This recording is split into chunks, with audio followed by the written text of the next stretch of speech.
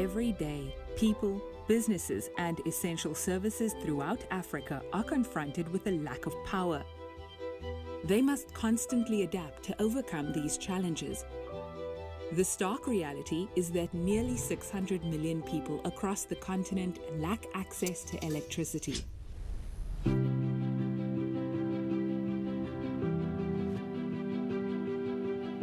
Electricity is a lifeline, driving economic opportunities, job creation, and enabling better education and health services.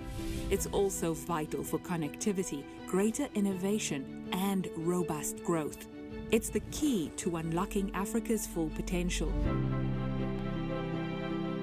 Without it, a more equitable, prosperous, and competitive future remains out of reach. With advancements in technology and innovation, it is now possible to scale up electricity access, offering the potential to transform lives and economies across Africa. But this will require billions of dollars in investments to reach universal access by 2030. This challenge is an opportunity for transformative change, an opportunity to advance reforms, improve grid and off-grid access, and bring in private investments to accelerate progress. This is our moment to unite, to rally governments, businesses, development partners, and citizens. Together, let's power up Africa to make access to electricity a reality for everyone, and to shape a brighter future for all.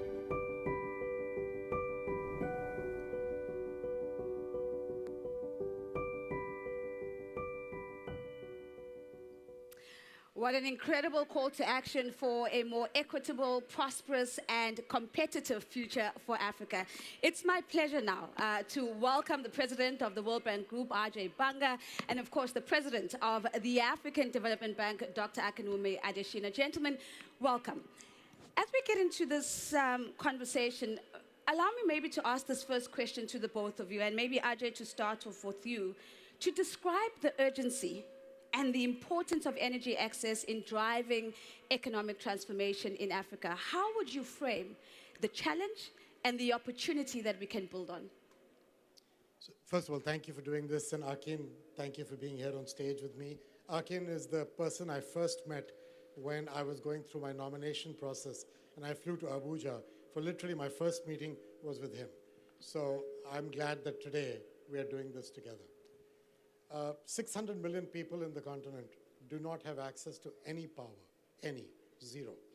And to me, that's an unacceptable situation in the year 2024. I think electricity is a human right. I think electricity is the basis by which people can get access to health, people can get access to education, people can get access to the ability to innovate and manufacture and build productivity. If you don't have education, you don't have health, you don't have productivity, you don't have jobs, there is no solution to poverty and growth and development. And so to me, getting electricity to people is mission 1, 2, and 3. I grew up in India. I saw the change in my own country where I grew up with the increasing access to electricity. I saw it in my own childhood. And so I'm aware of this directly in my own experiences. And so all I can say is, think about this as the important human right, which allows us to build jobs and capabilities in Africa. And I'll end with one little comment here. I believe that the future of Africa, with jobs for young people, depends on 5 big areas. And Akin and I talked about this in my first visit with him. So he will probably echo this with more passion than me. But the first one is energy. You know, if you start creating distribution and generation and transmission and all those jobs, but then the downstream impact of that electricity. Second, infrastructure, houses, bridges, ports, airports. Third is agribusiness and food security. That's a big part of what could generate business jobs. Fourth is tourism. Africa is really, really fortunate to be a great opportunity for tourism and tourism jobs. Already a number of African countries are doing so pretty well. I think the final one is healthcare. Right. You will hear us in the course of this spring meeting talk a great deal about healthcare as well. So I think about these five as enablers, but also as job generators. Point is, without energy, affordable access to energy, nothing is possible. Ajay, I think it's a really powerful opening, and you've really outlined how energy is the base to all economic development. I particularly love how you describe it as mission 1, 2, and 3. So, Dr. Adeshina, let me bring the exact same question to you. How would you frame the opportunity and the challenge, and any reflections on what you've heard Ajay share so far? Well, thanks very much. First, thank you for coming to Abidjan when Ajay was nominated. And in fact, the first thing that he and I talked about was, look, three things Ajay and I will agree to do. First is let's just solve Africa's energy problem. Right. And second is let's make sure Africa can feed itself. Of course, to do that, you also need energy to be able to power industries and value addition and all of that. And the third one is just to make sure that we create jobs. And you can't create jobs if you don't have energy running an economy. Look, energy is like blood inside of your body, right? You got blood, you live. Economies thrive on energy, right? There's a direct correlation between the GDP growth you're going to have with the amount of energy you are able to develop, to generate. Whether it's you're going to power your industries, you're going to make sure you're competitive. So no economy can grow in the dark. No economy can industrialize in the dark. That's a good one. Yeah, and no economy can be competitive in the dark. Sure. And so Africa is pretty much, in my view, tired of being in the dark, and at the same time, we've made, Ajay, I kind of think that we've made it abnormal, so normal that we are used to it. When I was a grad student at Purdue University, I got in there in 1983, and I remember coming out of Nigeria where we didn't have electricity, and I got to Purdue University. I was staying with a couple, there who signed up to receive grad students. So I stayed in their home for about a few days. And I got out my suitcase, and I got all my clothes out, and I started ironing them. Yeah. And after that, the wife of the professor said, Akin, what are you doing? You've been at it for 1 hour. I said, just because they might take the electricity out. And she said, not in the United States, but where I was coming from, we had gotten used to that. So what I'm saying is, getting universal access to electricity in Africa is fundamental. I agree with Ajay, it's a fundamental human right. But more than anything else, it's also a sense of pride. Right. I don't want to have a continent that is known for being in darkness. And that's why I'm determined that we're going to solve this problem. Dr. Adeshina, you have spoken about energy being the blood that keeps an economy alive. You've spoken about no economy grows in the dark, no economy becomes competitive in the dark, but also how do we ensure that we reclaim our pride and ensure that we don't normalize that which is abnormal? It's a big ask, Ajay. Listening to what you're saying, listening to what Dr. Adeshina is saying, how are we going to do it is the question that I want to put to you. And in particular, what needs to be true for the World Bank as an institution to be part of the solution and making sure that we can change this narrative? So, look, I think we've all admired the problem for long enough. This thing of 600 million people being without power is not new news. And it's just that he mentioned it to me on my first trip, but it wasn't new news to him or to me. I just didn't know the number was 600 million. Yeah. That part I got educated when I went to meet him. But I will tell you that we need to move past admiring the problem to making tangible results possible. And what you will hear from both of us today is a commitment. And that commitment, back in COP28, the World Bank made a commitment to connect 100 million Africans to affordable energy by 2030. So 6 years or so.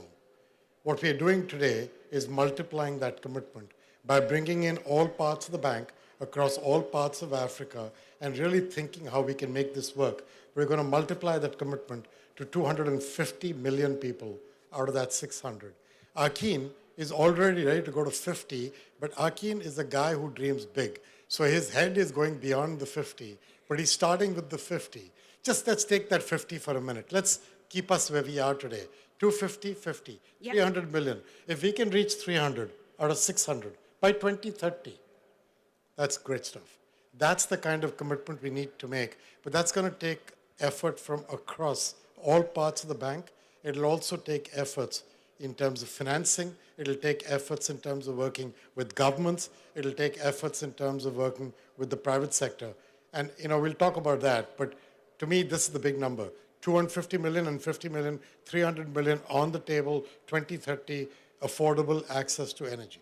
It's a massive number, 250 plus 50. It gets us through 300. Let me follow up on that because we're tight on time, so I'm keen to double click on it right now, Ajay.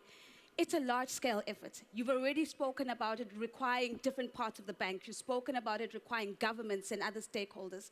Who else needs to be involved? Who needs to be in this mission to make sure that this comes to life? So we're going to need three things. We're going to need money, financing. Our estimate in the World Bank alone for the 250 million is we're going to take more than $35 billion to make this happen. And that's going to take money from IDA, which is our lending arm for the nations most in need, grants and concessional financing. That's the one that's coming up for replenishment at the end of this year. If we do sort of make this happen, a large part of that commitment will go from IDA into this one sector of getting energy into Africa. The second part is it's going to take the private sector because you can't do this without them being involved. But to get the private sector involved, first, you're going to have to get governments to get their head in the game. And what do I mean by that? Again, something we talked about. You need utilities to be capable of paying the generators. You need utilities to have tariffs and policies that make them capable of being liquid and profitable enough. I don't mean that you should raise tariffs on the poorest in society. Right. We both believe in social safety nets, and we fund them. But it's beyond that. It is pay the right amount for what you can pay. And I think Nigeria, I don't know if my friend from Nigeria is in the audience, but he's a Nigerian, he knows this. They're currently going through an enormous correction. They have to manage it well for the poorest sections of society to not be as impacted as the others. But they're doing it to make their utilities capable.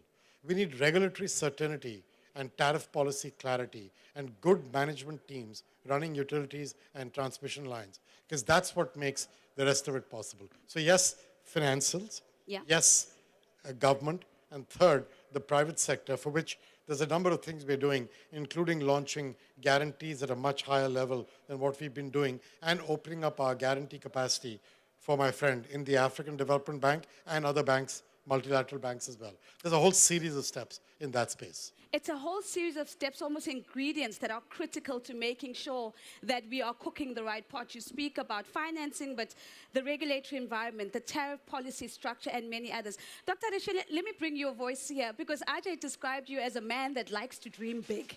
So let's talk a little bit more about what those dreams look like and what you'd like to add at this point. Well, I think first and foremost is we've got to look at the number that's staring us in the face at 600 million people, and we say that's not acceptable, and work our way backwards.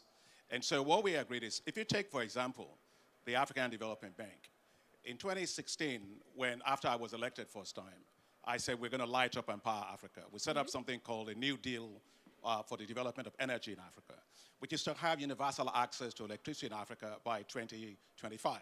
Right. Well, we had to be bold. We had to take it on because the situation was so embarrassing anyway. And so we knew it was a long stretch, but well, look, we're going to go for it. And we did, working with everybody globally. What happened was we were able to take the electricity access rate in Africa from roughly 32% to 57%. So 25% increase. This is massive for Africa. We were able to do that. And what we did at African Development Bank is that we put in $8.9 billion into that. And that allowed us to have 22 million people connected to electricity. Okay. However, I'm sitting next to Ajay, my friend, and I'm saying they're asking us to think big, bolder, and better. And so to be able to do that, I couldn't be asking for a better partnership than with Ajay right here in the World Bank. What we're saying is we at the African Development Bank will make sure that we are able to provide 50 million access by 2030. Okay. But in addition to that, we have to also harness the significant amount of renewable energy potential we have. Look, God is good to us. We've got the free sun. The sun is free, right? And we have 11 terawatts of that in Africa, right? We're using 1% of that. We got 250 gigawatts of hydro. We're using only probably 7% of that. We've got geothermal. We've got all the wind power. 115 gigawatts. We're using only 2% of it. Sure. So we decided that the biggest thing we can do is to do the solar systems in Africa. So we have this big thing, which is what I want to add to what Ajay is saying, called Desert to Power. Desert to Power is our boldest effort to power Africa.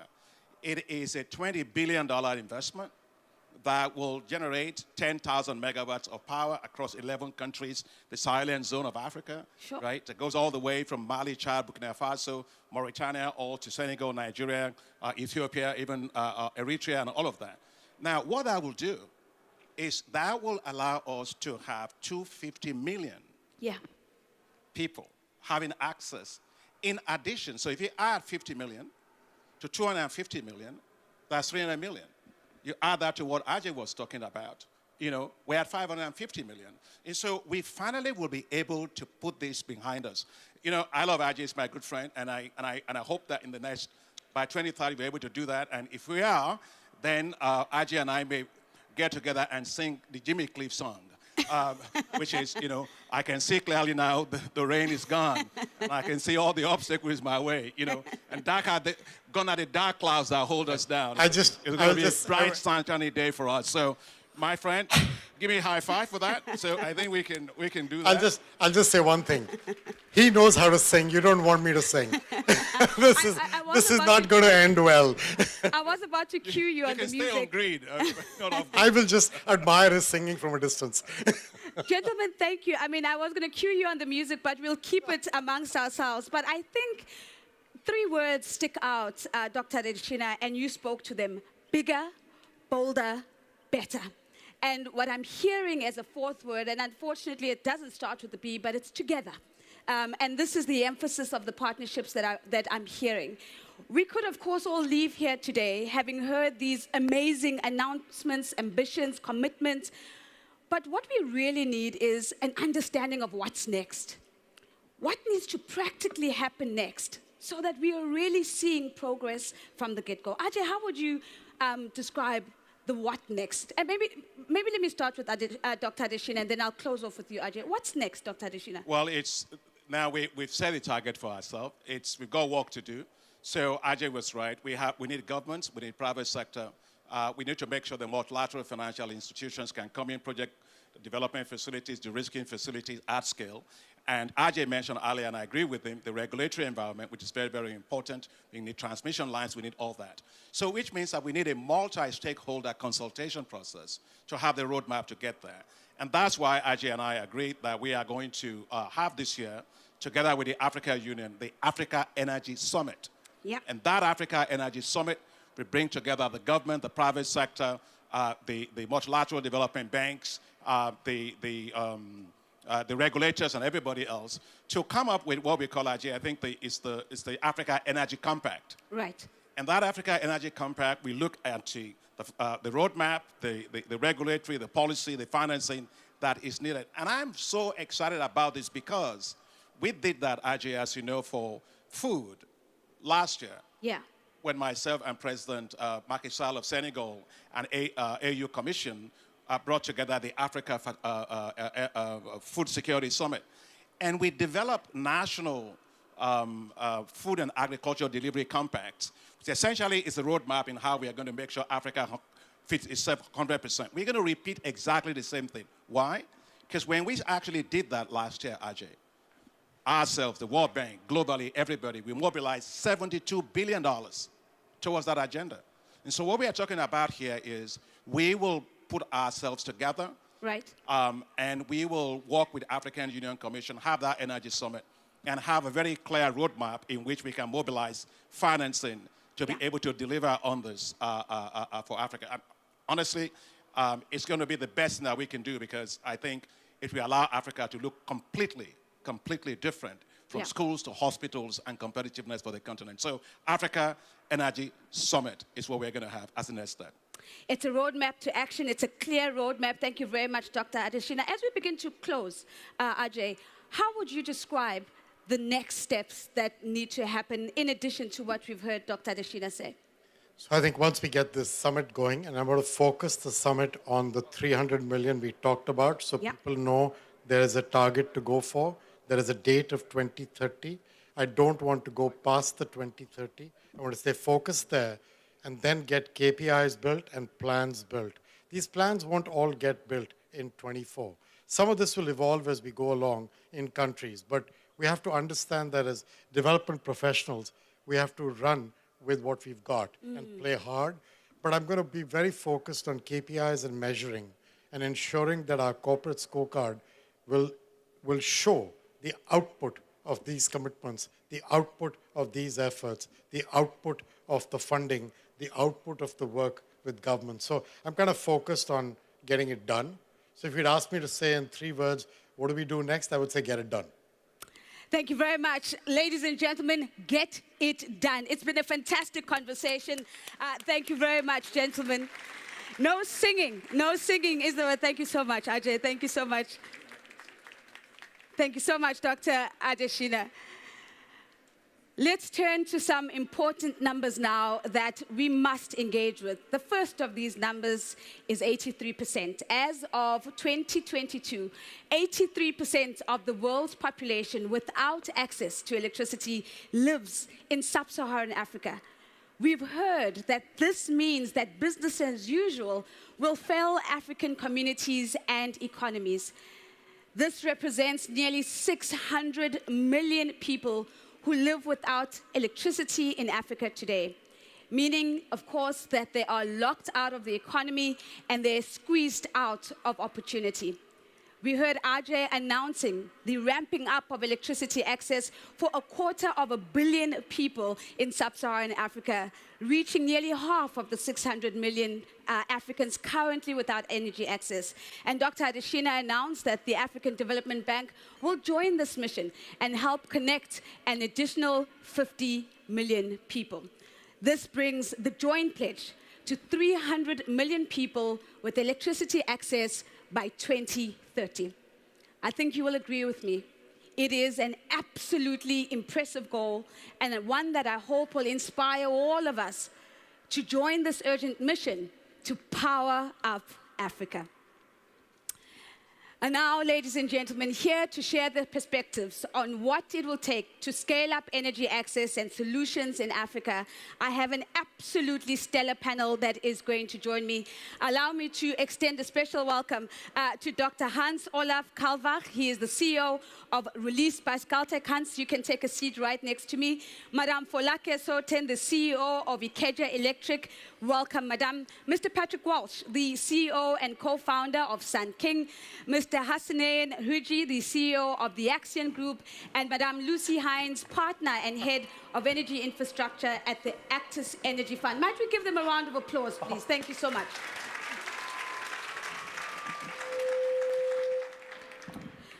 Hans, let me start off the question with you. We've been listening to Ajay, we've listened to Dr. Adeshina, and I'm sure there will be a few of the thoughts and the ideas that they shared that will come into this conversation.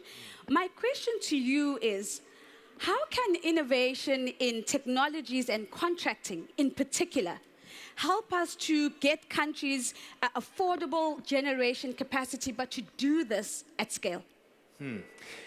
Well, first, let me start with saying thank you for being here and being able to talk about these topics that I'm so passionate about. I think let's start with the good news, and that's that technology is really not the biggest issue, I would say. I think the solar and battery revolution that we are seeing is giving us plenty of opportunity to deliver super efficient solutions for electrifying any place in Africa already. We have also very good smart metering systems, all sorts of mobile phone metering and payment systems, and even kind of all the grid issues and transmission line issues that we're faced with in Africa in general is simplified with the kind of super cheap solar and battery solutions we see. So what prevents, obviously, the rollout and electrification is more the financial and commercial risk aspects. How do we actually cope with and mitigate those risks? Because obviously the last people to get electrification are probably also those least able to pay for electrification. So how do we do that in the right way?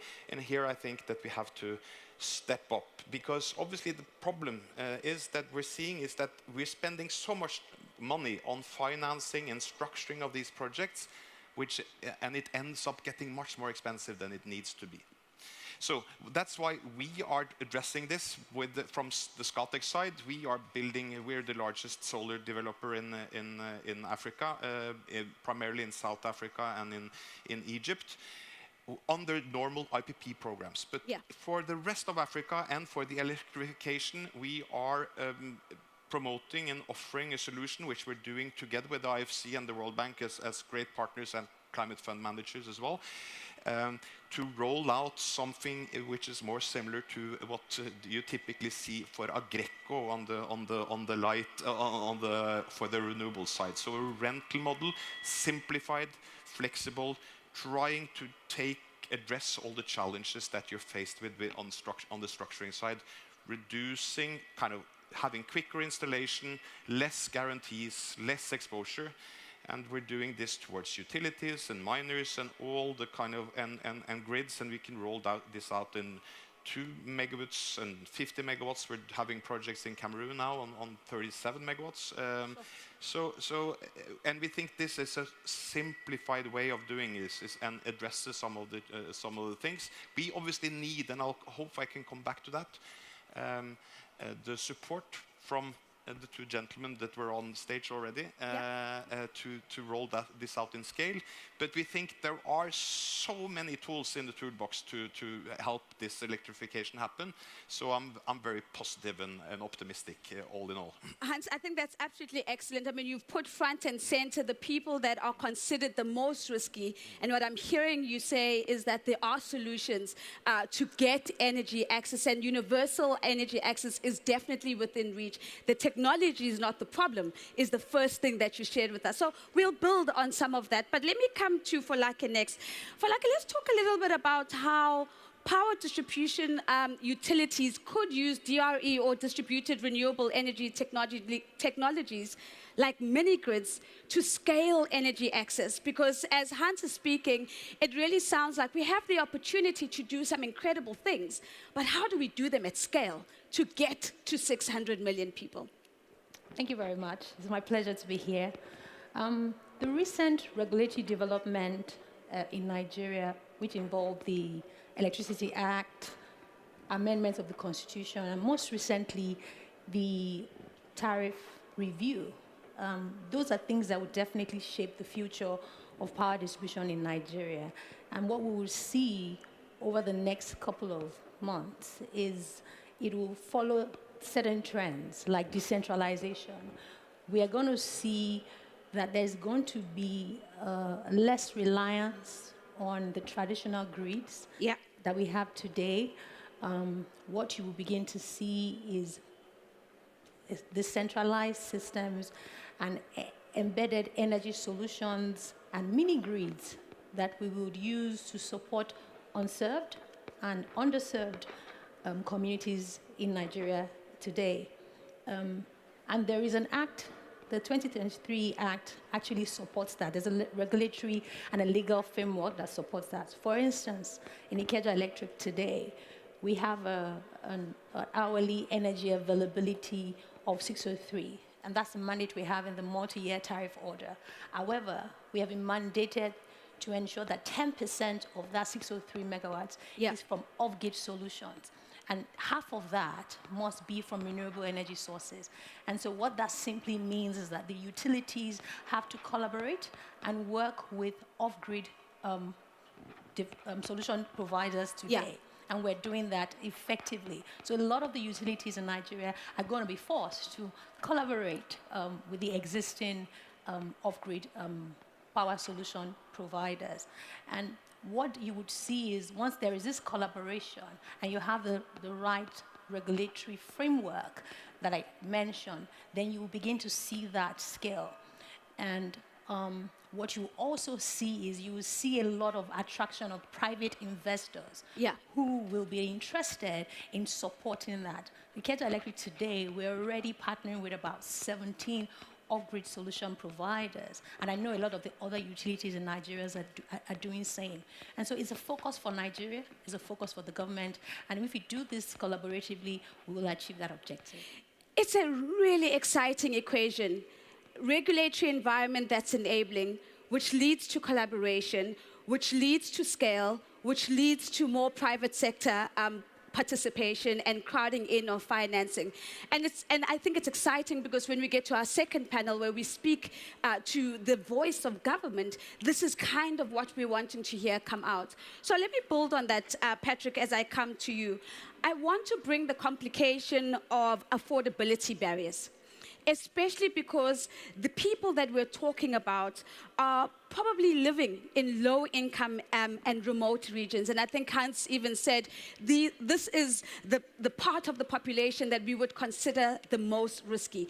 How is your company thinking about the affordability barriers, and how are you bringing them down in order to reach scale?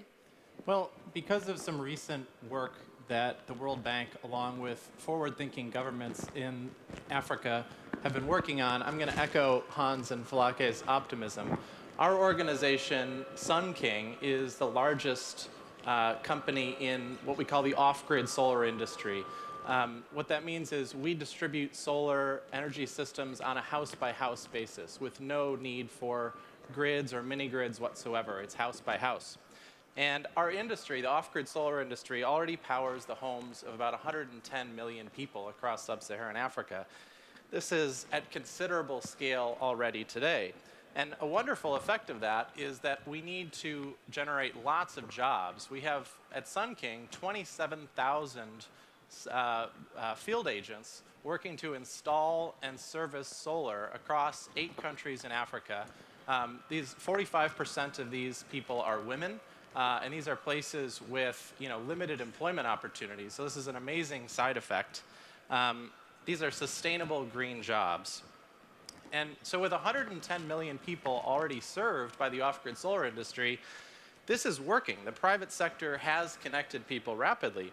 But like we've talked about, there's still 500 million people who don't have access. And the question is, where is the gap? What's the problem? So we need to increase the pace of solar installation by about a factor of 10 in order to get around to the 500 million people who need connections. And the critical problem until recently was that people were paying 100% of the cost of these solar systems out of pocket. So that's actually really encouraging that people with limited incomes were willing to pay out of pocket for solar. So clearly these products are working for people. But the cost of purchasing these systems is relatively modest. It's $100 per home to install solar, and we can do pay-as-you-go financing, so we can allow people to pay over the course of a year. But even with that consumer financing, this is still unaffordable for most households.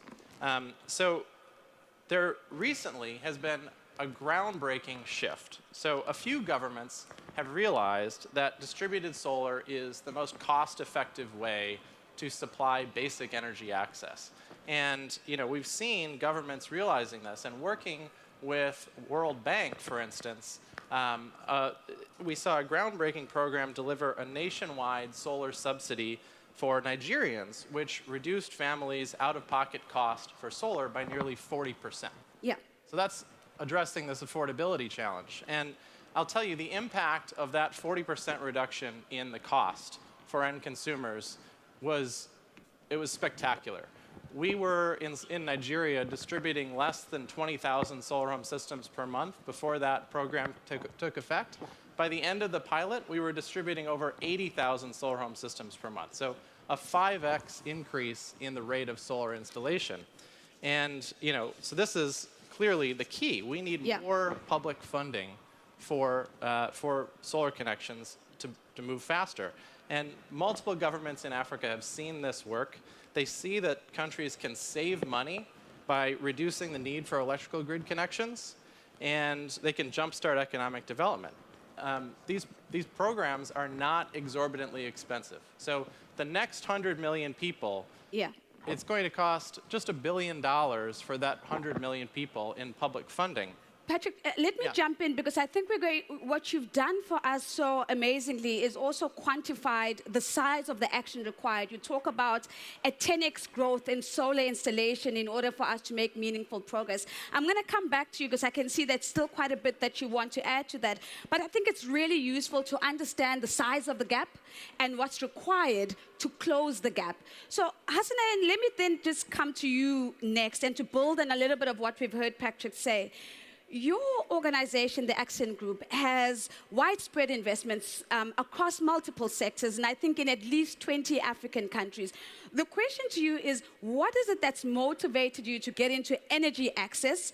But more importantly, what do you see as the synergies between energy access and the other investment pillars where you're operating in, and what opportunity does that open up?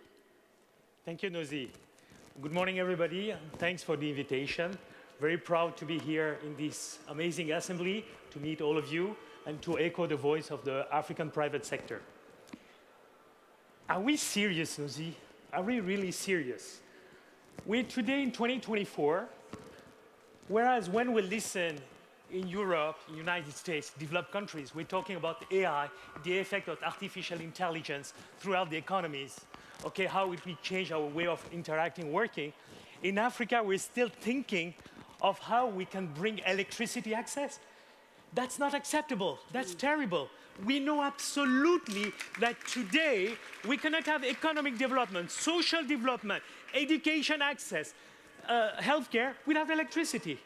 And you're asking me my motivation, but it's my responsibility as part of the African private sector to build infrastructure for Africans, by Africans, and with the support of all of your institutions. We need you. Badly, we need you. And the worst thing, Nozi, is that the solution is there. Yeah. That is depressing. The solution is there. We're active at Accent Group. We're active in telecommunication. We're active in financial service.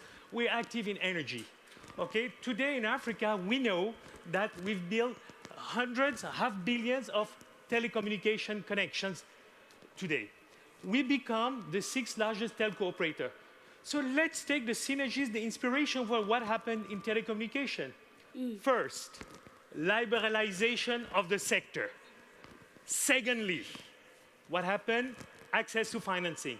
Third, innovation. And we can do exactly the same one in electricity access. Immediately we can do so.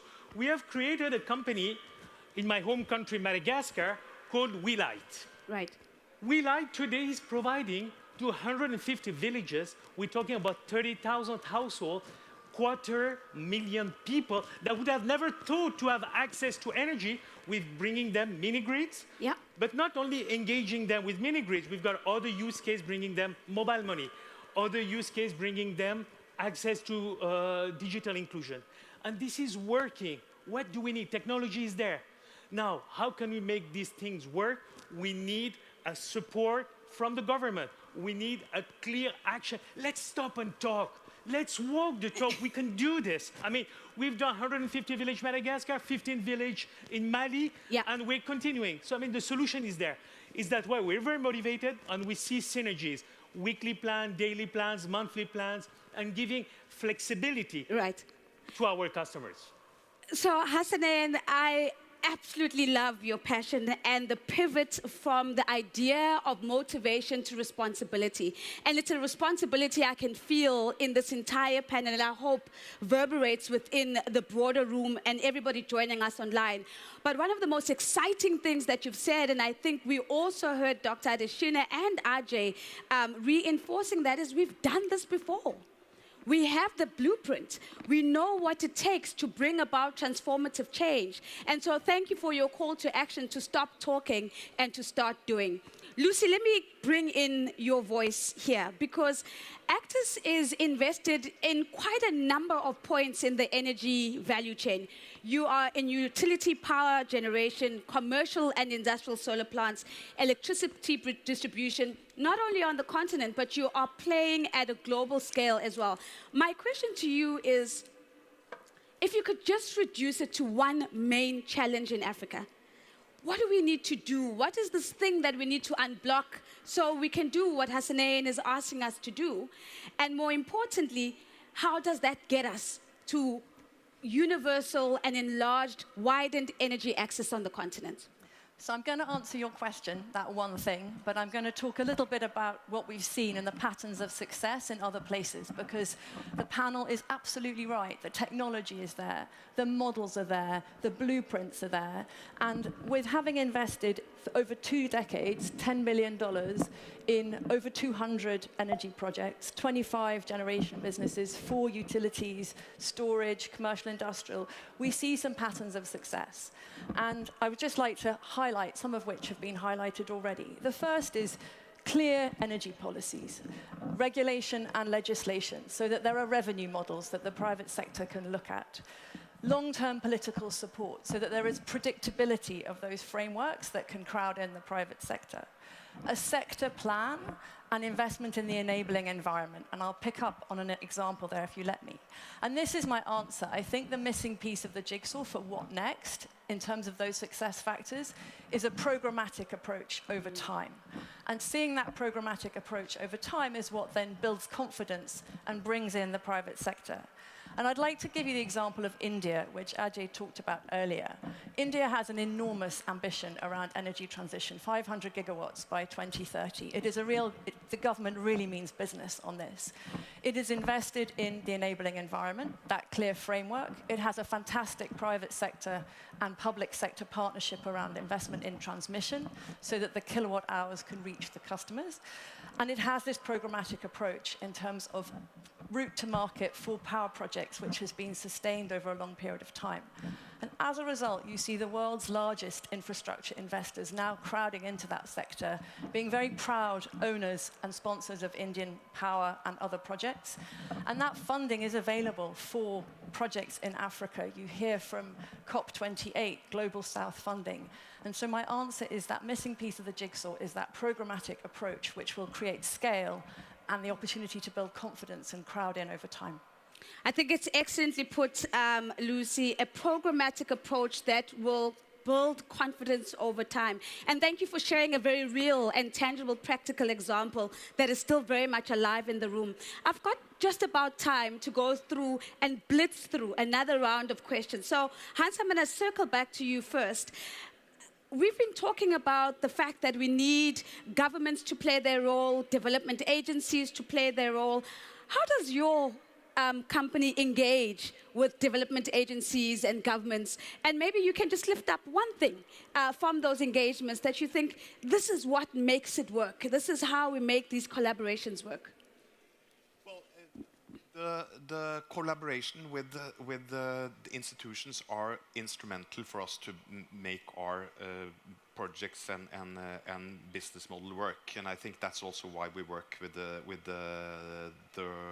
World Bank and IFC, and why we're so delighted to be here. And I think, coming back to that, I think it was a great thing to see the 2 CEOs of African Development Bank and the World Bank together here today, because they, as multilaterals, play a very important role here. And obviously, I will pick up 2 things that are important for them to be coordinated on. One is on the guarantee side. I think even though we hear that people are actually paying and electrification is working, it would be so much simpler if there were easily available, accessible guarantees that actually are considering the risks that they should face. And I hear from time to time, and I think some of the struggle is that the guarantees available today are not really priced, or not really they're trying to avoid any type of risk. They're instead of taking on the risk that they're supposed to take on, that we're not able to take.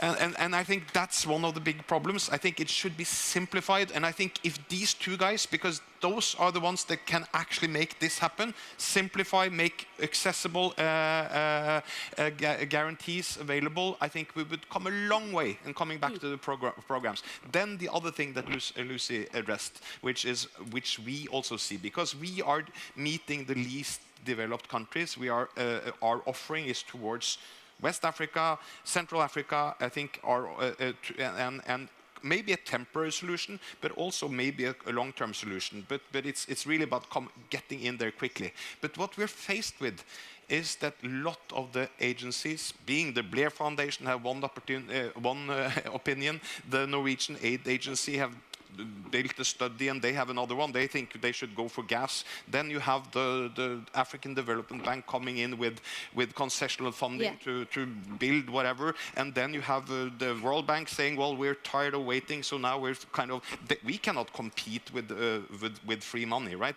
And then, so coming back to the programmatic program, having clear priorities also from the institutional side is really important for this to accelerate, and both guarantees and coordination are catalysts for growth. Has two ingredients: guarantees and institutional priorities that are clear, that lead to better coordination. I think the equation is getting stronger for Folake that you started us off with. So let me come to you, Folake, then. What role do you see for private mini-grid companies like yourselves to coexist and to collaborate, which seems to be the central theme in this conversation, with state-level utility companies, and to do this across a big market like Nigeria? And again, I'm going to blitz right through and ask you to keep it to about 2 minutes. Okay. First of all, we are utilities, so it's not a mini-grid company.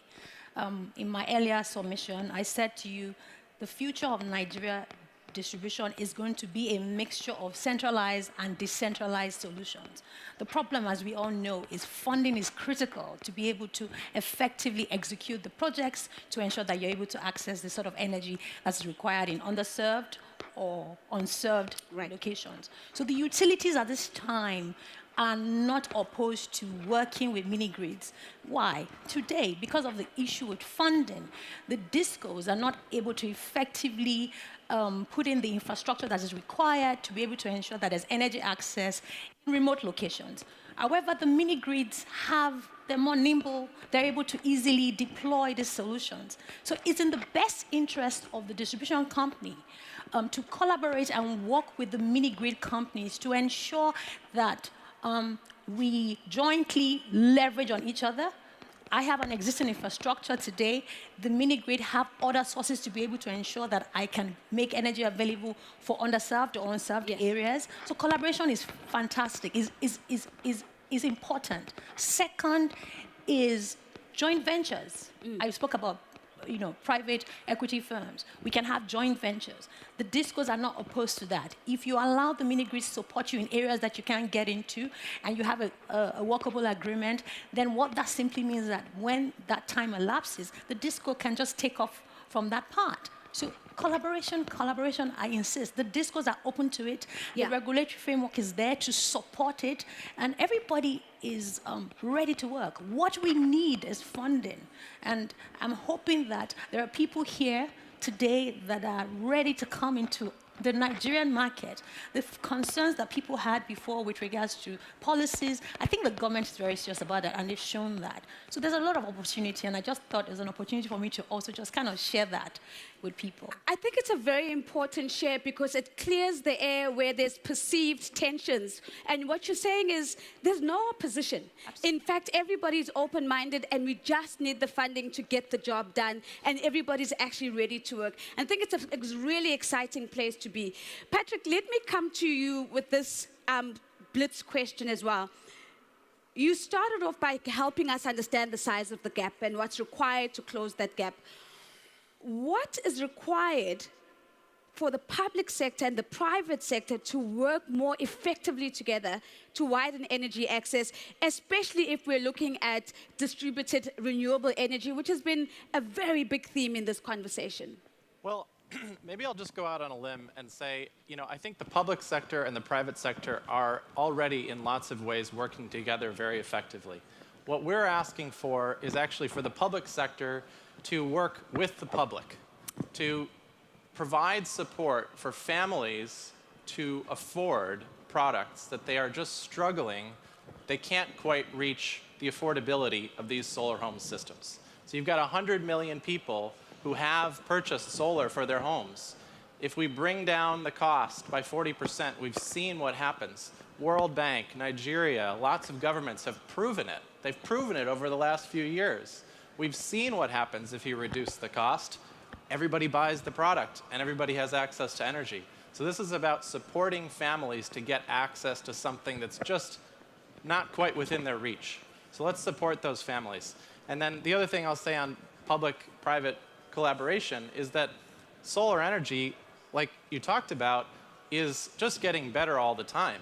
And these systems that yesterday were able to provide just a few lights or maybe the capacity to charge a mobile phone, now they can provide AC grid parity power. So the government of Malawi asked us to electrify their primary schools. Last year we installed AC solar systems in 500 primary schools. We're going to be doing the next 4,000 primary schools to electrify every primary school in the country with solar over the next few years. Sure. So that's going to provide charging for tablets, for e-learning. So schools, health clinics, you name it, distributed solar solutions can actually provide grid parity power for distributed public institutions. Patrick, what I love about what you've said is that it actually takes us right back to one of the things that RJ spoke about, and that is how energy is the basis for all economic development. As I hear you talking about connection of schools and growing that to all the schools in a particular country, that is really exciting. I'm almost scared to look at Hasnain because I know he's going to be upset at me for saying that, because we shouldn't be celebrating that now. It should have been done already. Mm-hmm. But again, here you are doing the work, and that's what this conversation is about. It's about showing the possibility and that we just need to follow on with scale. So, Hasnain, let me then ask you to take us back to Madagascar, because you spoke about some of the work that you were doing there. Can you talk to us about how did you scale in Madagascar, and in particular comment on the different grid technologies and the models that you used in order to really bring about a transformative solution for your customers? Listen, in Madagascar, Nosy, we tried the two models. We tried the model of solar home system, and we tried the model of mini-grids. I mean, both are working. Both have their pros and cons. Mm-hmm. Some on the mini-grids, we could say that the lifetime of the equipment is longer, that you can do predictive use, that you can have access, more reachability. I mean, solar home systems are doing great as well. It's a plug-and-play model, etc. Whereas in solar home system, the CapEx model is paid by the end user, hence the discussion with Patrick about the affordability. But what we have to take care when we're talking about those two technologies, it should be, for me, absolutely decentralized, digitalized, okay, absolutely, and decarbonated. Those 3D are a must. We must have those 3D in our mindset. Now, what is critical is of affordability, is the reachability, is the reliability, and the ease of access. In telecommunication, we work a lot in user experience. So what we have to make sure what we're doing in access to energy is also customer experience. That is very important. Now, to close that discussion today, how can we go faster? What is important for our business model? If I can say so from our experience as private sector. First of all, we'd like the governments to change, not to liberalize everything in energy sector. We have to go faster. Let's not protect, okay, transport should be the exclusivity of the state incumbent electricity company. And then distribution as well, etc. Why? In telecommunication, we open everything and we see the result. Yeah. We did the leapfrog, we did the digital transformation. We need exactly the same thing. Did you tell me the problem is that it will take too much time to change all those techs? People are waiting for us. Okay, future generation, what will answer to them? We'll tell them, we were waiting for the change of the regulation. That's not acceptable, Nosy. My idea, and I'm putting a call to action to this noble institution, please, World Bank, discuss with the government. Tell them, let's do kind of free zone Right. Like electricity-powered zone, let's do testing. 150, 200 villages. In my home country, in Madagascar, my government supported us and said, okay, now the President Rajoelina said, let's go ahead, let's progress fast, and let's electrify. And we had the access. We were not dogmatic, saying that the kilowatt hour is too expensive. At the end of the day, is what is the end customer is paying. He's paying half of what he was paying. We need, first of all, liberalization. Second thing, what we need is that we need concessional loan. Otherwise, it won't happen. We need that support from the institution. We know that World Bank is trying to disrupt and go faster, but we need concessional loan. We cannot have a business model with IRRs that will bring new investors. You want new investors to come to Africa, but they must make money. We want to create impact. Impact is making money and doing good at the same time. So we must have concessional loan and also financing in local currency. That is very important. If we cannot finance our investment in local currency, I mean, I'm selling in local currency. So I need to have access to local currency financing. This is key. So I think now we have to go fast. We have to create maybe those free zone schemes to accelerate, concessional loan, and local currency. And then all international investors will come, and all those private equity funds, everybody will say, okay, we want to come to Africa to invest now in the energy access. I'm reading Lucy's face as you're speaking, and I think she's buying the narrative, and her body language is agreeing. And what you're doing, Hassanein, is you're also breaking a very important African proverb, I hope you know. In Africa, we always talk about if you want to go fast, you go alone, but if you want to go far, you go with others. And what I'm hearing you saying is, no, we must do both and. We must go fast and we must go far. And we need to do it together. So I hope we are establishing a new iteration of our proverb as we leave here today. Lucy, there is a constituency we haven't spoken about, and I want in this moment in the conversation for us to center women. And we know the numbers, right? They say that if we advance women's equality, we know that could contribute up to $12 trillion to global growth. We know that Africa stands to benefit from that. I think the number is about $163 billion. That's all great. But what is the required action? How can energy companies approach empowering women in particular so that they can enable their participation in the sector more meaningfully? It's such an important question. And yes, investors want to make money, but they also need to create shared value with their communities. And of course, women are such an important part of that. And there are great examples as well that we've talked about in terms of South Africa's renewable energy program and how that has requirements around women in the supply chain. But energy companies can do so much more, and I want to give you 3 examples. Firstly, bringing women into the sector, working in the renewable energy industry, providing those solutions to those countries' pathways, apprenticeship programs. We run those at our energy businesses. We've run on average 5 to 10 per year. Lekela, which we no longer own, but has been a big part of renewable energy provision in Africa. At Atlas Power, Pan America Renewables, we trained 1,000 women from local communities in solar panel installation. This is not an industry that is only for the men. Women can participate, and by training them, you create a transferable skill, which allows then economic inclusion and the ability to build, a livelihood. And the third thing is to provide training. And we've just partnered in our business Blue Pine in India with the National Skills Development Foundation in India to provide training centers. And this is something that we've done in Africa as well, that then share that best practice and bring the whole industry along with us. So many examples. So many examples, but very tangible, practical actions. So I've got a little thing in my ear that is telling me that our time is up. So I'm going to break one little rule, and that is I'm going to ask you to give me a billboard before you get off the stage. So here's the thing. Tomorrow, Ajay and Dr. Adeshina are going to put up a billboard, and the billboard says, to power up Africa, you need to complete the sentence. It's a sentence. It is not an executive summary. It is not a pitch. It is not a speech. It is a sentence. It's a billboard, and it says, to power up Africa. Now, what typically happens at this stage, they all try to ignore and look away from me so I don't start with them. But Hans, I'm going to do the right thing because I've been starting with you the entire conversation. So I've got to come to you first. To power up Africa. Your institutions need to address and take risk. Your institution needs to address and take risk. Let's give them a big round of applause. For Laka, to power up Africa, to power up Africa, we need to access reliable funds. We need to access reliable funds. Let's give Falaka a big round of applause. Patrick, to power up Africa. Build simple systems to help every family afford distributed solar. Oh my goodness, that's fantastic. Simple systems to help every family afford distributed solar. Distributed solar. Thank you so much, Patrick. Hassaneinen. To power up Africa. Let's energize Africa by co-building solution pragmatic by international DFIs, governments, and absolutely private sector. Listen to us. I think we're going to go with listen to us. I think that's going to be a really powerful billboard.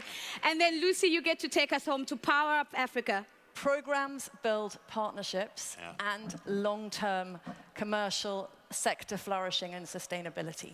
Thank you very much. Let's give Lucy a big round of applause.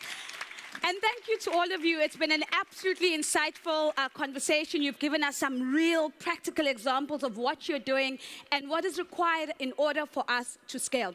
As you retain your seats, I'd love for us at this moment to hear now from an inspiring young Ghanaian poetess. Her name is Nora Anyidoho, and she's coming to you now. Over 500 million people in sub-Saharan Africa live without electricity. That is 1 in 2, meaning between me and you, one of us has to be without power. So I speak for the sons and the daughters studying by candlelight. I speak for the mothers, the fathers, the entrepreneurs whose dreams flicker in dreariness. I speak for the nations seemingly draped in half darkness. I speak to flip the switch.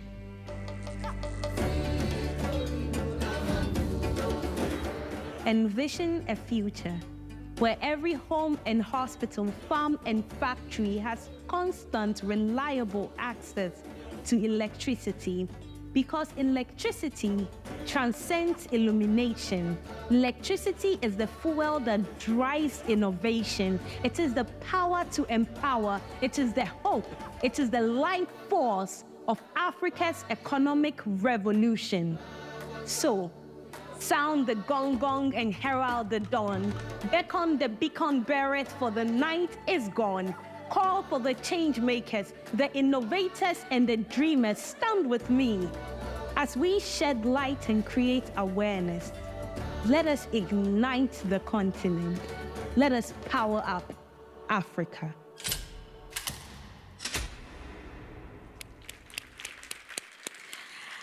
And of course, Nora reminds us of who these conversations are for. They're for the young people, they're for the entrepreneurs, and they are for the entire communities that are still lacking access to power and economic opportunities. And now to discuss the need for more sustained reforms in the energy sector so we can truly power up Africa, I'm joined by my final panel of the morning. A warm welcome to Dr. Mohamed Amin Adam, the Minister of Finance from Ghana. Welcome, Your Excellency. Mr. Ernesto Tonella, the Minister of Economy and Finance from Mozambique. Welcome, Your Excellency. Of course, Mr. Abdasalam Ould Mohamed Saleh, the Minister of Economy and Sustainable Development from Mauritania. Welcome, Your Excellency. Mr. Abebe Amero Selassie, the IMF Director of the Africa Department, thank you for having us. And last but not least on my panel is Mr. Kevin Kariuki, the Vice President for Power, Energy and Climate and Green Growth at the African Development Bank. Mr. Selassie, let me start off by putting the question, this very first question to you. We know that macroeconomic shocks are affecting countries' ability to deliver services to their citizens. We know that this impacts both the energy service providers, but it also impacts the consumers ultimately as well. The question to you, sir, is how can the IMF help countries to really better protect energy utilities and consumers against these very shocks? Thanks.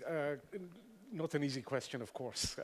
And as always, it's about striking a balance But perhaps I think the one thing that strikes me about the energy sector relative to other sectors is the need, as it were, for a lot more energy independence of the sector in terms of how it finances itself, and relying a bit less on the rest of public resources than has been the case in recent years in many of our countries. And I think here there is a lesson to be drawn from, for example, the telecom sector. I think the link, which is much stronger in telecom between access and service, is a lot weaker in the energy sector. So I think one of the things that our countries have been really effective at in the past has been to invest in generation capacity, but less so at capturing the rate of return in this area by adjusting tariffs. So I would say one of the first things that countries are going to have to look at to improve energy service delivery is a more direct link between investment in the sector and being able to price services accordingly. So I think that's the first thing. And then second, of course, we are cognizant of, in terms of the advice we give to governments, of public resources needing to be invested in energy. I mean, without energy, you don't have development. But again, really for the energy sector to be independent, to be less susceptible to these kind of shocks, and these shocks will be there going forward. One of the first things that has to be done is giving energy sectors a lot more autonomy by making sure that they are able to reap the returns on the investments that they make. Mr. Selassie, thank you very much, because again, the telecoms template or blueprint keeps coming back, and what I'm hearing you say is that here's an even greater opportunity to strengthen that link, as you speak about, between access and service, and that it's actually absolutely possible in the energy sector, and you highlight some of the requirements, the investment and pricing strategies, the public resources as well, amongst others that are going to be super important. We'll build on that, but thank you very much for bringing front and center that case study as well. Minister Adam, let me come to you. You have a very unique position, having been Deputy Minister of Energy, but now Minister of Finance in Ghana. And the question to you then is, how can the fiscal impact of the energy sector be better managed in Ghana so that, one, we're able to bring down the energy subsidies from current levels that I think we could describe as unsustainable, but two, how do we then enable the private sector to commit fresh investments, especially in competitively bid projects like solar that we've been hearing are really ripe for investment? Well, thank you very much. The fiscal impact of the energy sector is so critical to managing our finances, but also our development as a whole, because we are talking about, at the moment, $1.9 billion of shortfall, energy sector shortfall. And for a commodity which is commercial, like energy services, you cannot be using the budget to finance shortfalls of about 1.9 billion. And that's just about 2% of GDP. That is so much. And this is why we have been pursuing a number of reforms to bring the energy sector to financial sustainability. For example, we have been implementing what we call the Energy Sector Recovery Program since 2019, which is intended to bring the sector to financial sustainability. There's a task force chaired by the Vice President, which is overseeing the implementation of the various reforms. And the measures that we are implementing to strengthen the finances of the sector include IPP renegotiation. We are renegotiating some of the contracts we've signed with the independent power producers so that we can reduce the cost of generation, particularly capacity-related costs. We also are implementing tariff reforms, and I'm sure you have heard of the automatic tariff adjustment, which we are implementing in order to account for inflation, exchange rate, and also changes in the generation mix. At the moment, our generation mix has 30% hydro. Right. The rest is either thermal or renewable energy. Renewable energy at the moment is about 3.2% in the generation mix. And therefore, if you want to be able to address the finances, how much hydro you put into the formula, how much thermal you put into the formula, because the cost varies between hydro and thermal. This can tell how much you can recover through the tariff. Since 2022, the regulator, Public Utilities Regulatory Commission, put in place a multi-year tariff framework that led to increase in tariffs by about 70% since September 2022. But this is to assure investors that we admit there are challenges, but we are also bold as a government to take the necessary bullets in order for us to put the sector in a more sustainable manner so as to address those challenges that investors are usually worried about. Then we have the cash waterfall mechanism, which is the sole means for collecting revenue and also for disbursement of revenue to players along the value chain. The cash waterfall mechanism is important because at least it ensures that there's cash flow. I mean, every player in the value chain has some cash flow so that they can be able to meet their operational cost. But it is important to also state that we have had challenges implementing the cash waterfall mechanism, as a result of which, through our collaboration with the World Bank, with the IMF, we have instituted some measures to make it more effective. One of the measures we have introduced is to audit the cash waterfall mechanism quarterly. But we're also required to publish the audit findings. And then in addition to this, we are discussing with the World Bank under what we call P4R program, which will require us to acquire or procure up to 1 million meters, because the issue of addressing the finances in the sector is not just about tariff adjustment, but also how we can improve on collection. You have up to 7 different meters in the system, which are not speaking to each other. And therefore, we want to be able to harmonize our metering system, to standardize the metering system. And therefore, under the P4R, the World Bank is supporting us to procure 1 million standard meters. That will help in improving on the collection. Now, let me talk a little about private sector participation. Minister, if I can ask us to come back to private sector participation in the second question, because I do think you've given us so much to reflect on in this first response. As you talk about one being upfront about the challenges, but what I'm also hearing are many of the reform initiatives in the tariff policy, in the regulator looking at a range of different things to really revitalize the sector that the government is leading. Of course, including how do we cascade the revenue so that everybody has cash flow. We'll build on some of this, but I think these are excellent examples of practical actions that are being taken in Ghana. Let me then come to you, Minister Tonela, if I can. I'd love for us to talk a little bit about what you have achieved under the National Electrification Program. And in particular, what would you say has led to the success and such impressive results? If you can also highlight for us the role of your government and development partners to get this done. Okay, thank you very much. We started 6 years ago a program called Energy for All that is aligned with the goals of universal access. In the beginning, as we set off and create the program, only about 30% of the population had access to electricity. So we started by establishing a new electrification strategy and a master plan, electricity master plan. It's a long-term, taking into consideration a long-term vision, which accounts the investment needs for the whole, the entire value chain. Considering Mozambique energy potential, the electricity master plan also took into account the electricity needs for the region, Southern Africa.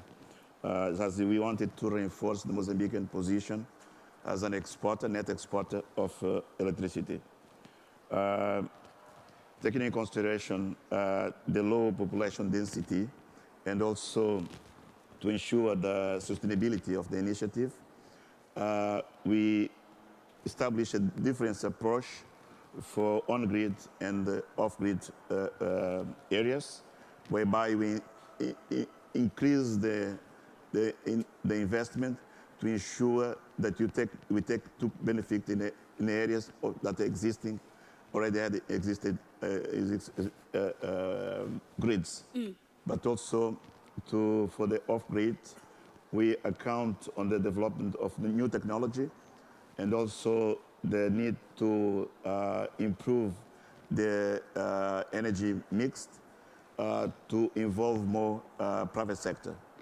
So the government recognized that it could not do everything. So in assuming the critical role of the private sector in both the construction of new large-scale connected to the grid generation facility, power stations, but also the expansion of isolated systems. We also pay attention in the regulation. There was a need to review the regulation to make it more attractive for the investment of private sector. Yeah. We had also to involve in the whole process the contribution of our cooperation partners.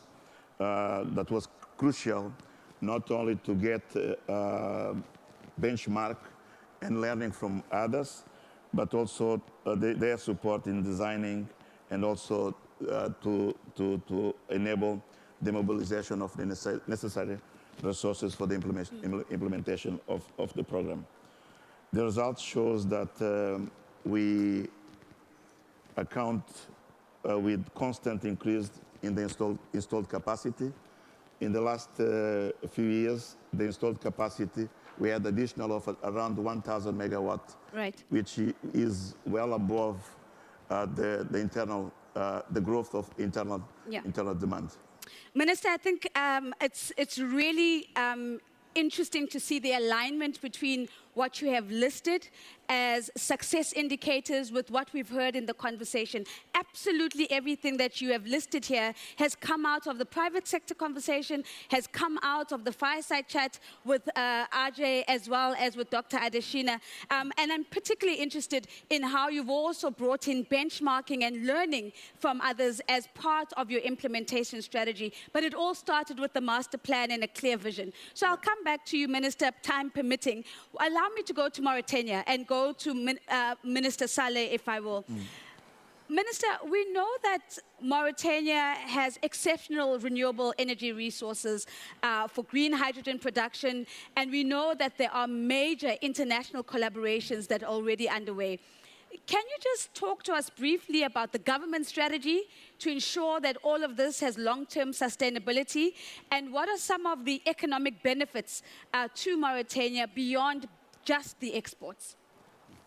Thank you very much. And let me start by thanking the organizer, the World Bank and the African Development Bank for the panel. Access to energy and electricity is absolutely critical for development. We have had some energy myopia, I would say, globally. When the world leaders met in 2000 for the Millennium Development Goal, they spoke about all the major needs, but somehow they forgot to put energy in this agenda. Not one single goal and not one single target. And probably nobody asked, how are we going to transform the agriculture sector if we don't have electricity?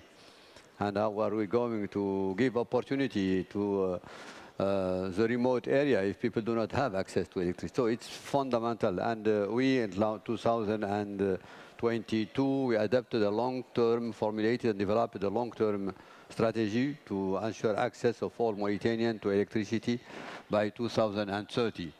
And it has three main pillars. Pillar one is the institutional framework. We have adopted a law that encourages the private sector investment, established a regulation authority, but also that separates the production, the transmission, and the distribution of electricity, and opens widely the production and the transmission dimension it set an objective of 50% of renewable by 2030 at the minimum, because of the huge solar and wind energy sources that are available. Actually, Mauritania is one of the very, very rare spots on Earth where you have both in the north, in the northwest part of the country, you have both solar and wind, and therefore you can produce renewable energy almost 24 hours a day. And this is why it makes Mauritania one of the best spots for producing of green hydrogen. So in the long term, we are promoting the production of green hydrogen, and we want to establish Mauritania as a hub for production of low carbon energy and of low carbon minerals also, because we have huge resources of iron ore in particular.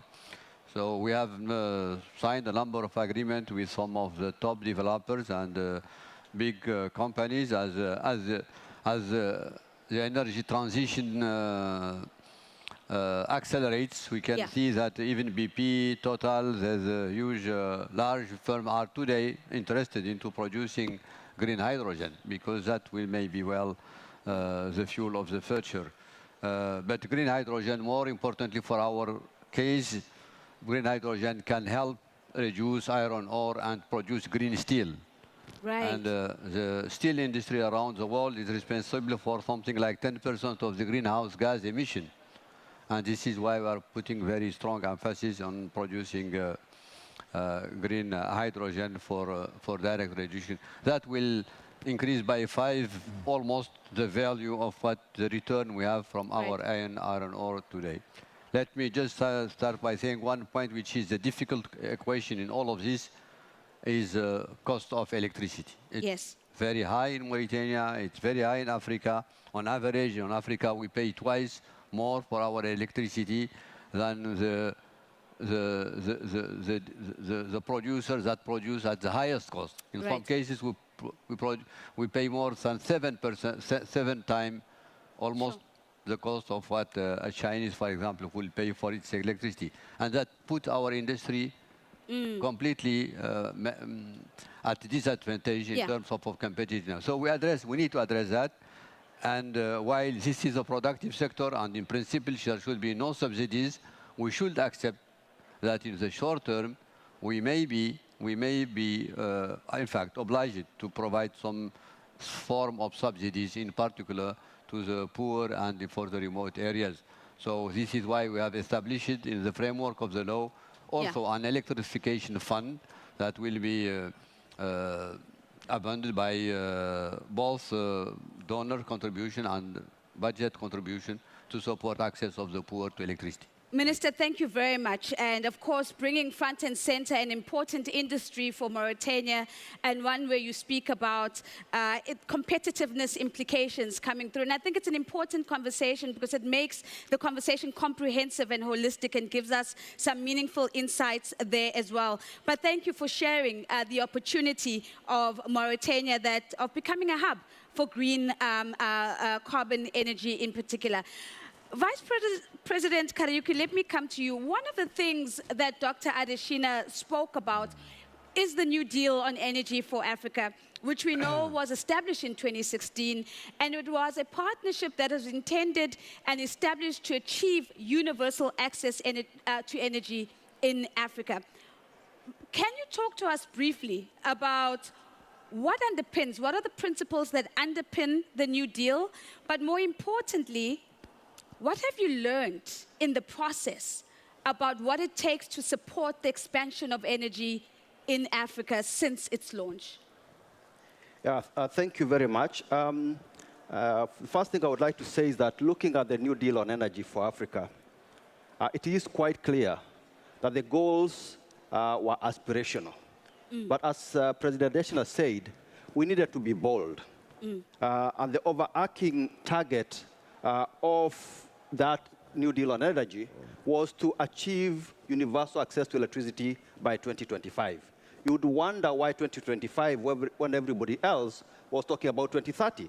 This was aligned with African countries' aspirations at the time, which in turn informed our targets on generation capacity, our targets on transmission and distribution capacity, and the number, of course, of on-grid and off-grid connections.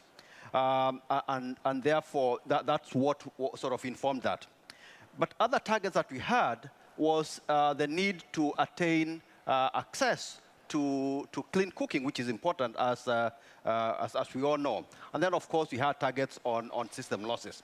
But to be more specific to the question that you just raised, in other words, what underpinned the New Deal on energy, the first was to inspire hope on the resolution of Africa's energy problems. Secondly, we wanted to establish transformative partnerships, yes, such as the one that we are building with the World Bank. We wanted to mobilize adequate domestic and international capital.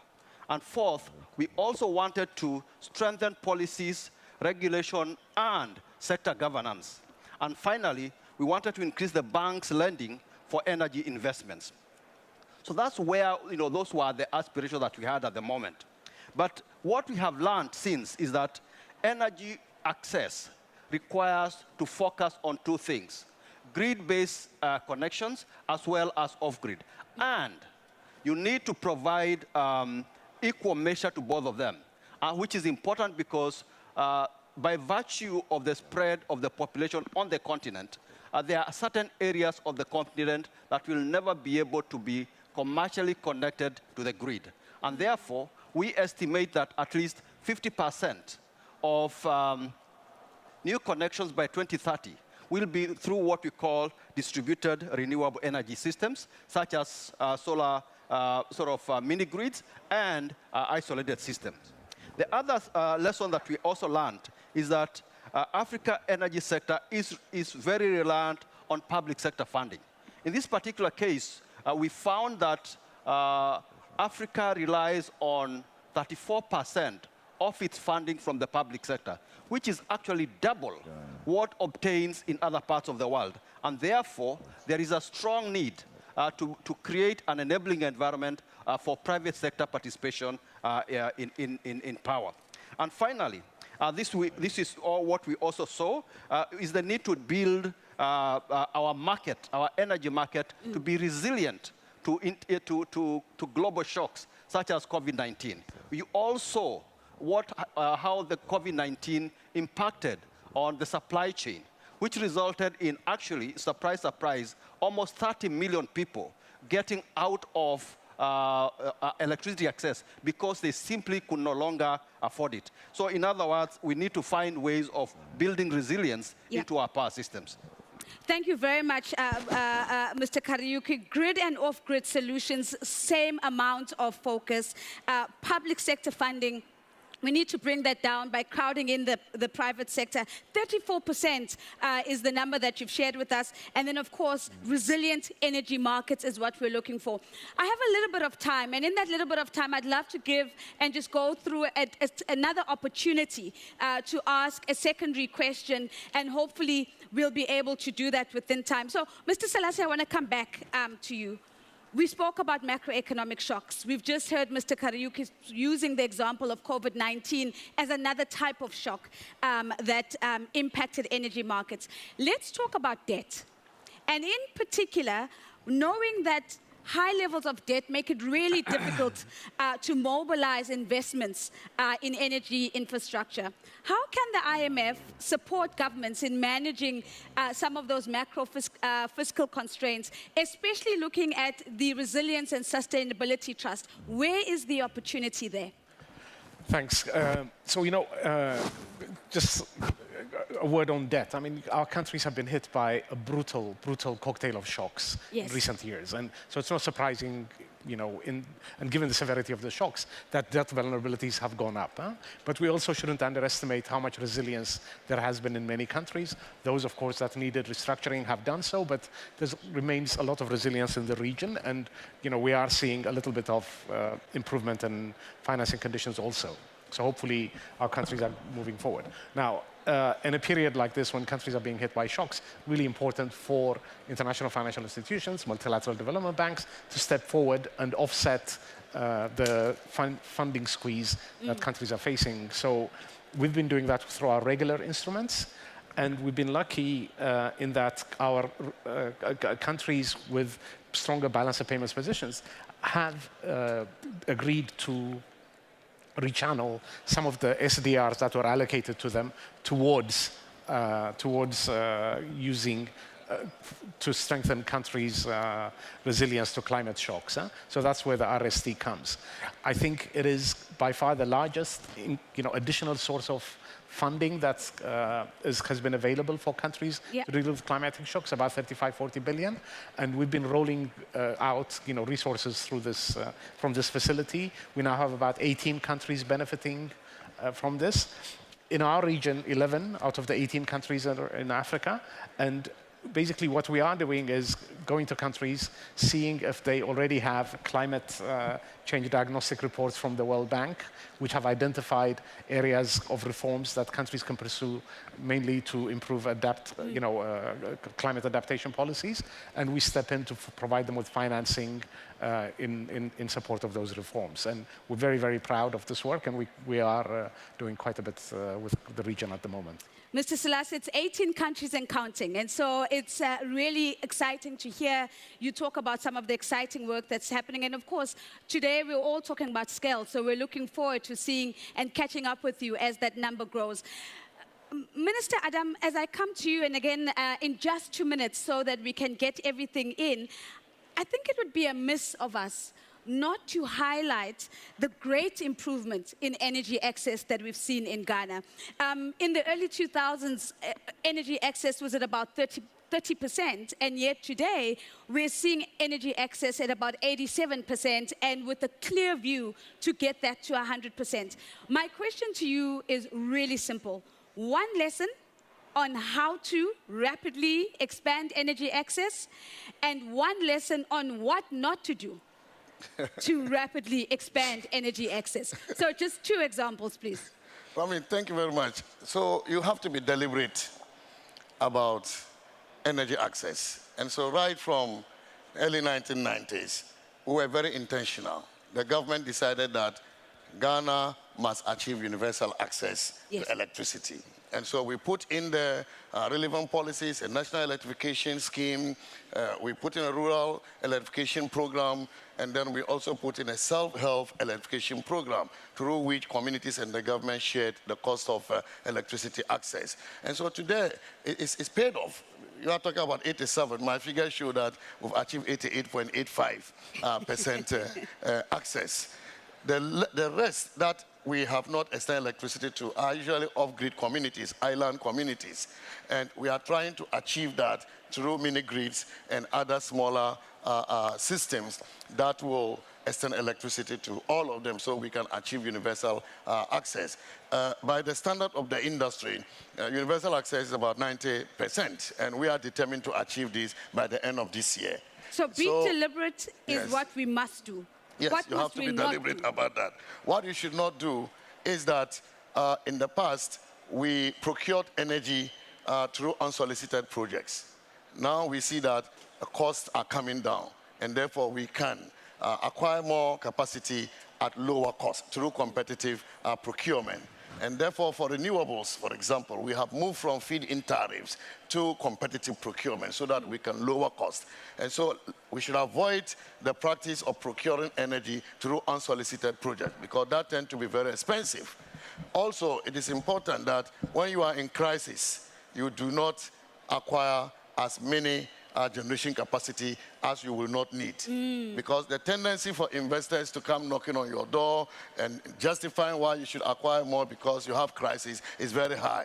And at the end of it all, you acquire capacity at very high cost, which you will have to contend with for the rest of the lifespan of those contracts. So let's avoid that. And also, let's be intentional and plan for the long term on how we procure capacity, but also how we build the infrastructure for transmission and distribution in order to ensure that every part of your country gets access to electricity? I think we got 3 for the price of 1 there. That was absolutely squeezing in all the lessons, Minister. We do appreciate it.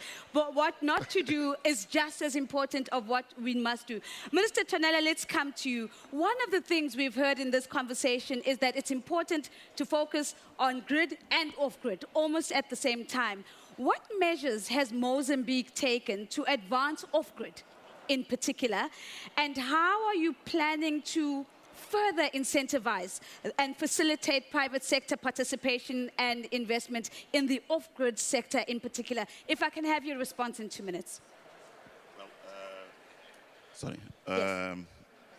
The number of new connections as a result of the initiative has grown from 150,000 per year to 400,000. Sure. And we have also the rate of electrification doubling against the rate of population growth rate. But we still recognize the need of continue to work in order to improve the institutional and the regulatory framework. And as part of that, the government approved last year a new electricity law, which also taking into consideration the most recently technology development, including the incentive for the private sector to invest on the home residential systems, and also to provide small concessions to small isolated off-grid systems, because we had a lack of regulatory framework to allow for the private sector to go beyond the grid areas. Thank you very much, Minister Tonela. And it's really interesting to listen to what has been done and how that has translated into an actual growth in numbers. And of course, the invitation is how do we do that faster and do it at scale. Minister Saleh, let me come to you for a final contribution from you.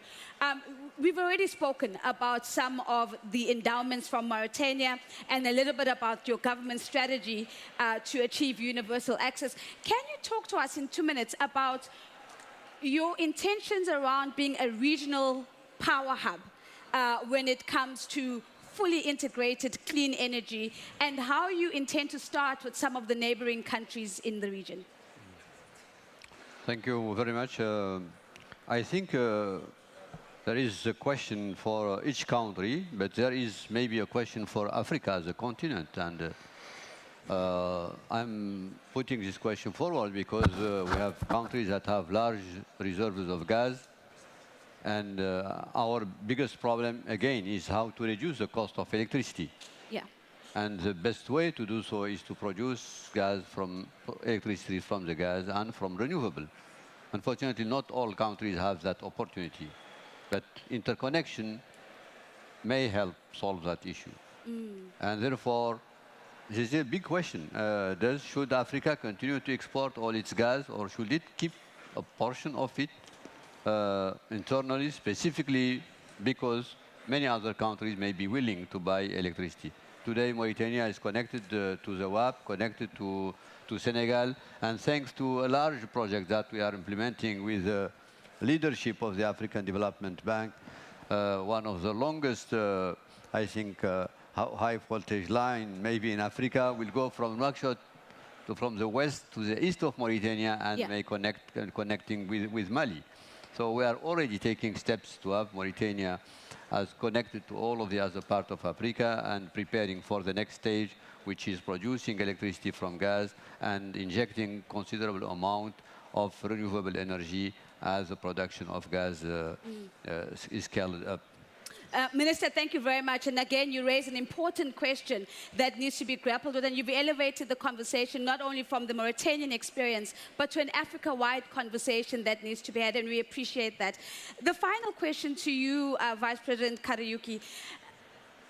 the AFDB has been supporting the scaling up of solar mini-grids in a number of countries like the DRC, like Burkina Faso. My question to you is, let's bring into focus countries that are struggling with fragility, conflict, and violence in particular. What role can multilateral development banks play in order for us to ensure that we're not leaving these countries behind as we charge for universal energy access on the continent? Yeah, thank you very much. But I think the best thing, apart from focusing on fragility countries, let's focus on what we actually need to do to enhance connection of mini-grids and standalone home systems, per se, DRE. And here what I want to say is to start by where I started by saying that 50% of new connections by 2030 will be through distributed renewable energies.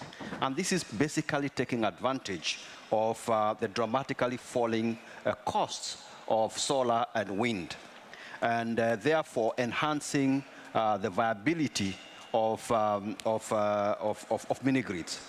But there are certain constraints that are very important to note. The first one is the cost of the cost of implementing this project. We estimate that it requires about $25 billion to be able to achieve per year, to be able to achieve universal access by 2030. Obviously, public financing is limited, and it needs to be complemented by private sector financing. But the reality is, today Africa accounts for only 2% of global renewable energy investments globally, which only accounts for only $6 billion against what I've said, the requirement of about $25 billion. And secondly, mini-grids are not commercially viable. Number one, due to the cost, because even when that funding, the 2%, is available, it is exorbitant because of the risk factor associated with the continent's risk premium. So that's the second thing. And then the other thing is that there are issues of low demand and ability to pay as well. So, but there are certain things that we can be able to do, and we have been doing at the African Development Bank.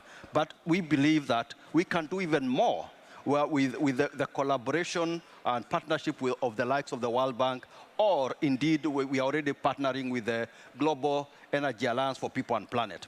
The first one is we would want to do is to address the issue of unfriendly regulatory environments in order to be able to attract private sector participation. And when I talk about an unfriendly environment, we are talking about issues of licensing, we are talking about tariff structuring, technical standards, and indeed, in certain instances, you have grid encroachment on areas that have been set aside for off-grid electrification. So what we need to do is to find ways of de-risking this investment through blended financing and consumer financing in order to crowd in the private sector. One of the ways that we can also do that is to facilitate creation of through technical assistance, the creation of regulatory instruments that support feasibility studies, rural electrification, and indeed power master plans. Thank you. Thank you very much, Mr. Kariuki. And it's unfriendly regulatory environments, but also leveraging blended financing instruments to the most effective levels in order for us to make that progress. Ladies and gentlemen, I think it's been an absolutely fantastic conversation. Can you please give my panelists a massive, massive round of applause? And that brings us to the end of today's event. We hope it's been informative. We hope that it's been engaging and that you really and thoroughly enjoyed the conversations. Of course, you can watch the replay of these conversations at live.worldbank.org. Please continue to share your comments online with the hashtags WBG meetings or Powering Africa. We'd love to hear from you. Thank you so much for joining us.